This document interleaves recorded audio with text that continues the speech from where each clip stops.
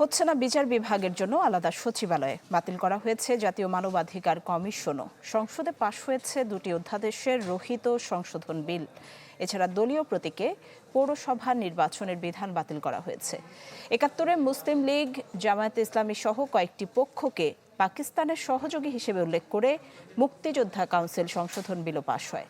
এদিন সংসদ অধিবেশন ওয়াকআউট করে বিরোধী দল। Hire Google TV. Smart living powered by Homey AI.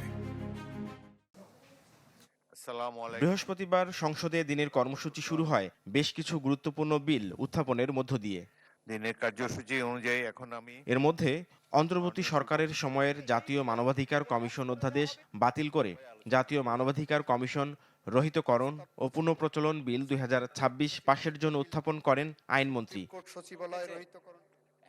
এ সময় বিরোধী দলের এমপিদের প্রতিবাদে উত্তপ্ত হয়ে ওঠে সংসদ। কড়া সমালোচনা করে বলেন, আওয়ামী লীগের পথেই হাঁটছে বিএনপি। সরকার এই পরবর্তীতে অধ্যাদেশগুলোকে রাজনৈতিক দমন পীড়নে যে ওয়েপনাইজ করবে না, সেটির কোনো নিশ্চয়তা নেই। মাননীয় স্পিকার, আমাদের সবচেয়ে বড়, আমরা ইতিহাস থেকে কোনো শিক্ষা নেই না। জবাবে আইনমন্ত্রী বলেন, বিলটি না পড়েই সমালোচনা করছেন বিরোধী দলের এমপিরা। আপাতত আমরা ২০০৯ সালের আইনটাকে রেস্টোর করেছি, কেউ বলতে যাতে না পারে বাংলাদেশে কোনো মানবাধিকার কমিশন নাই।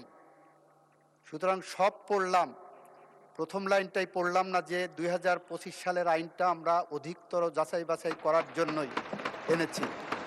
এ সময় সুপ্রিম কোর্টের স্বতন্ত্র সচিবালয় প্রতিষ্ঠা এবং বিচারক নিয়োগের জন্য অন্তর্বর্তী সরকারের আমলে জারি করা অধ্যাদেশ বাতিলের বিরোধিতা করেন জামায়াত ও এনসিপির সংসদ সদস্যরা।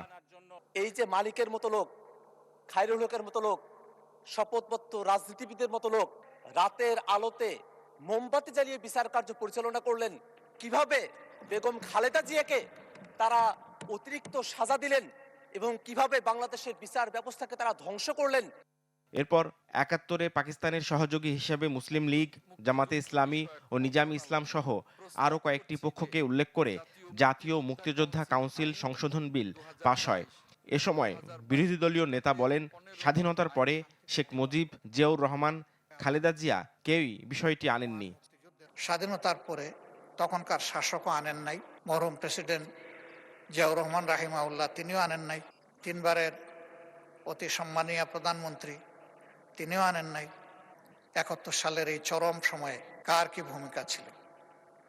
আল্লাহ তাআলা তার নিখুঁত পূর্ণাঙ্গ একমাত্র সাক্ষী।